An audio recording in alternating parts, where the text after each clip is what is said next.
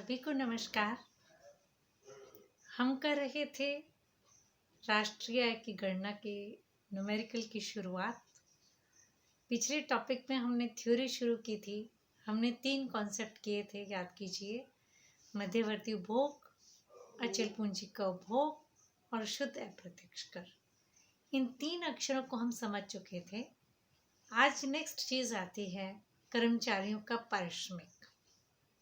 सभी बच्चे जो आज वीडियो देख रहे हैं, इससे पिछला वीडियो ज़रूर देखें, तभी आपको ये कॉन्सेप्ट ज़्यादा क्लियर होगा।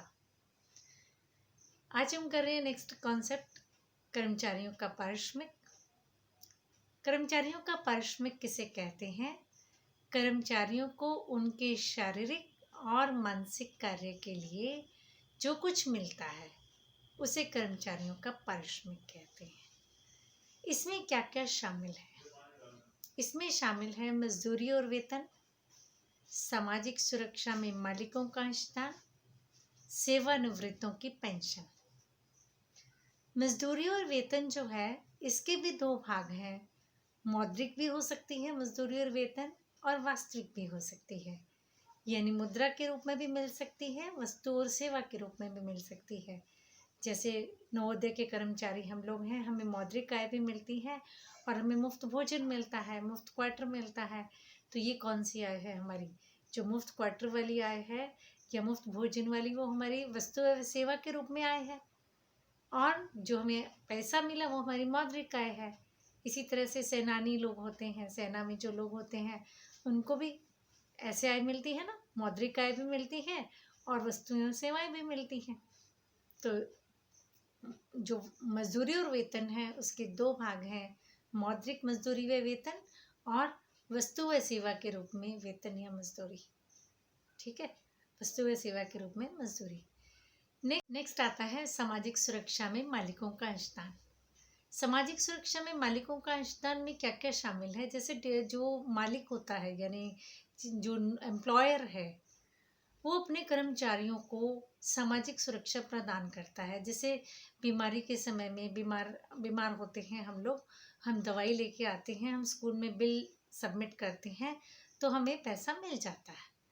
हम जैसे ऑपरेशन कराना पड़ जाए या कोई और बीमारी इलाज कराना पड़ जाए तो वो बिल हम स्कूल में देते हैं, हमें पेमेंट मिल जाता है। तो ये जो चीज़ है, ये सरकार ने हमको एक किस्म से सामाजिक सुरक्षा दी ना, सामाजिक सुरक्षा कहते हैं इसको।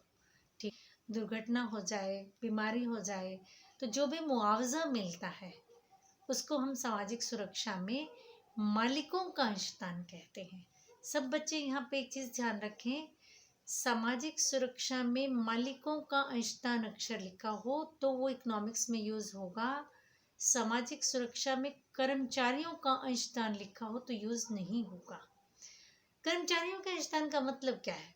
आपको दोनों का मतलब पता होना चाहिए। एक छोटा सा एग्जांपल लेती हूँ। मैं बीमार हुई, मुझे ऑपरेट कराना पड़ा, स्कूल ने मुझे पैसा दिया, तो वो मालिकों का अंशदान है।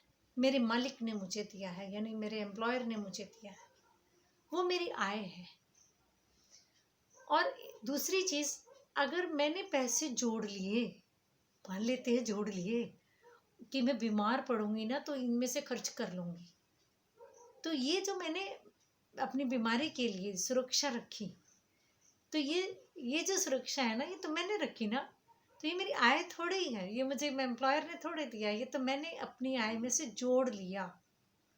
ठीक है, तो ये सामाजिक सुरक्षा में कर्मचारियों का अंशदान कभी भी राष्ट्रीय आय में शामिल नहीं होता, कभी भी न्यूमेरिकल में भी यूज़ नहीं होता। कभी भी दिया मिल जाए न्यूमेरिकल में तो इस कर्मचारियों का अंशदान अक्षर देखते ही उसको डिलीट मार देना।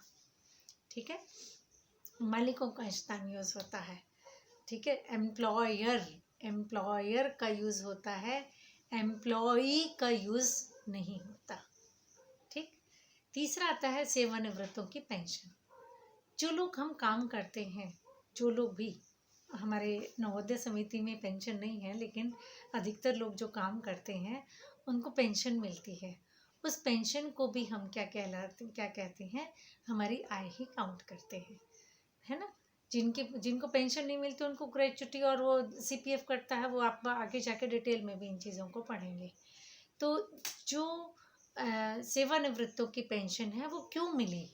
क्योंकि उन्होंने कभी काम किया है। कर्मचारियों का पारिश्रमिक का मतलब क्या था? कर्मचारियों को उनके शारीरिक और मानसिक कार्य के लिए जो कुछ मिलता है, जितना पैसा जो कुछ मिला, वो क्या है? कर्मचारियों का पारिश्रमिक है। एक तो उसको मजदूरी और वेतन मिली, पैसे के रूप में मिली चाहे वस्तु के रूप में मिली। एक उसको सामाजिक सुरक्षा मिली क्योंकि वो एम्प्लॉय है। तीसरी चीज़ उसको सेवानिवृत्तों की पेंशन मिली, जो 60 साल में रिटायर हो जाते हैं फिर उसको जो पेंशन मिलती है वो सेवानिवृत्तों की पेंशन है। सब बच्चे यहाँ पर भी ध्यान दें, वृद्धावस्था पेंशन कभी यूज़ नहीं होती, क्योंकि वृद्धावस्था पेंशन बुजुर्गों को जो मिलती है वो एक मुआवजा है, एक आर्थिक सहायता है। लेकिन जो एम्प्लॉय को पेंशन मिलती है वो पेंशन जो है वो राष्ट्रीय आय में शामिल होती है, वो आगे न्यूमेरिकल में भी यूज़ होगी। तो कर्मचारियों के पारिश्रमिक के 3 हिस्से कौन कौन से हुए? मजदूरी और वेतन, सामाजिक सुरक्षा में मालिकों का अंशदान, सेवानिवृत्तों की पेंशन। नेक्स्ट आता है प्रचालन अधिशेष। प्रचालन अधिशेष क्या है? संपत्ति और उद्यम वृत्ति से प्राप्त आय को प्रचालन अधिशेष कहते हैं। संपत्ति और उद्यम वृत्ति से प्राप्त आय को प्रचालन अधिशेष कहते हैं। इसके मुख्य 4 भाग हैं: ब्याज, लगान, रॉयल्टी और लाभ। ब्याज क्या है? पूंजीपति को पूंजी की सेवाओं के लिए जो मिलता है वो ब्याज है। आप एक उत्पादक हैं, आप भुगतान करते हैं, आपने उधार लिया तो किसी से उधार लिया, जो पैसा हुआ उसका ब्याज आप लौटाते हैं। ब्याज आप सब समझते हैं। लगान क्या है? भूमिपति को भूमि की सेवाओं के लिए जो दिया जाता है, जो मिलता है, वो क्या है? लगान है। आपने मकान का किराया दिया, आपने फैक्ट्री का किराया दिया, ये क्या है? लगान है। रॉयल्टी क्या है?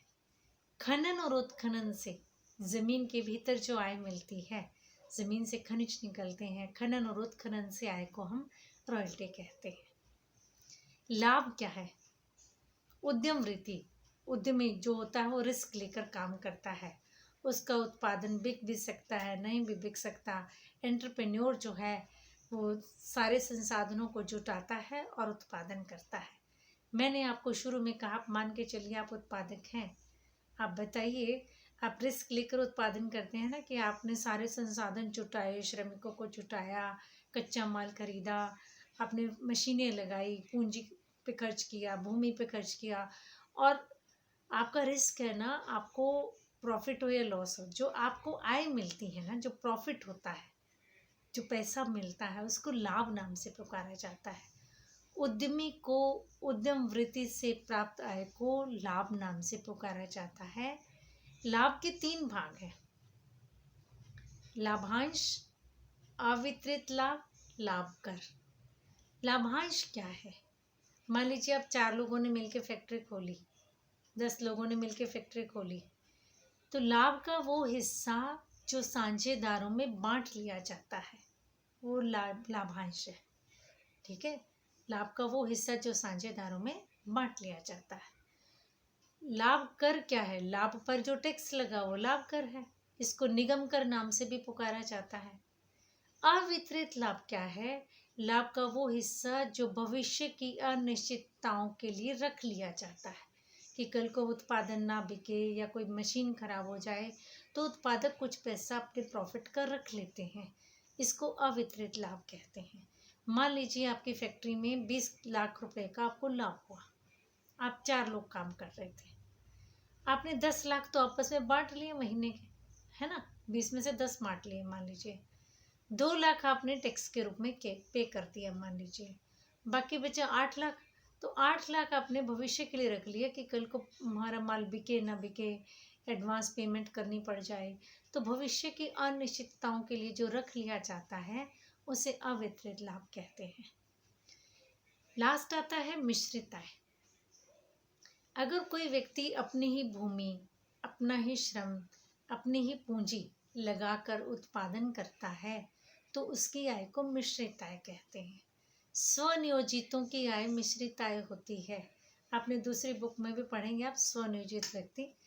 आप छोटे से उदाहरण से समझते हैं कि गांव में एक बैठक मिल व्यक्ति ने दुकान खोल रखी है। वो सारा दिन सुबह से शाम तक खुद बैठता है श्रमिक के रूप में। अपनी ही दुकान है तो अपनी ही भूमि हो गई और खुद के पैसों से ही सामान खरीद के आया है। रिस्क भी खुद ही उठा रहा है कि प्रॉफिट होगा कि लॉस होगा। तो उसकी सारी आय इकट्ठी होगी ना। उससे पूछेंगे भैया कितने कमा लेता है, तो क्या वो बता पाएगा मेरी इतनी मजदूरी है, इतना मेरा लगान बनता है, इतना ब्याज बनता है? नहीं बता पाएगा ना। तो उसकी आय को हम मिश्रित आय कहते हैं। अगर कोई व्यक्ति अपनी ही भूमि, अपना ही श्रम, अपनी ही पूंजी लगाकर उत्पादन करता है तो उसकी आय को मिश्रित आय नाम से पुकारा जाता है। तो अब तक हमने क्या क्या टॉपिक किए एक बार फिर से रिवाइज करते हैं। सबसे पहली चीज़ हमने की मध्यवर्ती उपभोग। उसके बाद हमने किया मध्यवर्ती उपभोग के कौन कौन से हिस्से थे। कच्चे माल पर खर्च, अन्य आगतों पर खर्च। नेक्स्ट किया हमने अचल पूंजी का उपभोग। इसके 3 हिस्से थे, टूट फूट और गिसावट, अप्रचलन, आकस्मिक हानि। तीसरी चीज़ हमने की शुद्ध अप्रत्यक्ष कर। इसके 2 भाग थे, अप्रत्यक्ष कर माइनस आर्थिक सहायता। इसके बाद हमने किया कर्मचारियों का पारिश्रमिक। कर्मचारियों के पारिश्रमिक में 3 चीज़ें शामिल थी, मजदूरी व वेतन, सामाजिक सुरक्षा में मालिकों का अंशदान, सेवानिवृत्तों की पेंशन। प्रचालन अधिशेष, इसके 4 हिस्से थे, लगान, ब्याज, लाभ, रॉयल्टी। लाभ के फिर 3 हिस्से हो गए थे, लाभांश, अवितरित लाभ और लाभ कर। इसके बाद हमने किया स्वनियोजितों की मिश्रित आय। अब हम कल न्यूमेरिकल करेंगे। तो न्यूमेरिकल के समय में सब बच्चे, ये जो मैंने 8 पॉइंट आपको बोले, 8 क्यों 6 पॉइंट बोले, हेडिंग बोलूँ तो 6 हेडिंग बोले, ये 6 हेडिंग सबको टिप्स पे याद होनी चाहिए। इसके पार्ट्स भी याद होने चाहिए। फिर देखना आपको न्यूमेरिकल बहुत जल्दी समझ आएगा, बेसिक क्लियर हो जाएगा कि ये चीज़ है और इसके पार्ट्स ही हैं।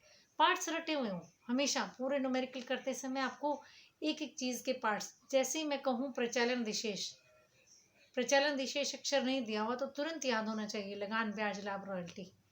लाभ भी नहीं दिया इसमें से, लगान, रॉयल्टी और ब्याज तो दिया है लेकिन लाभ नहीं दिया है, तो लाभ को तुरंत ढूंढें, लाभांश, अवितरित लाभ और लाभ कर।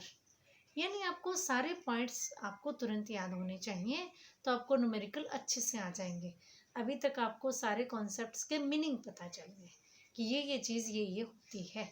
किसी का शब्द बदल के भी दिया हो तो आपको घबराहट नहीं होगी कि ये क्या नया शब्द है, क्योंकि आपको उसका मीनिंग पता है।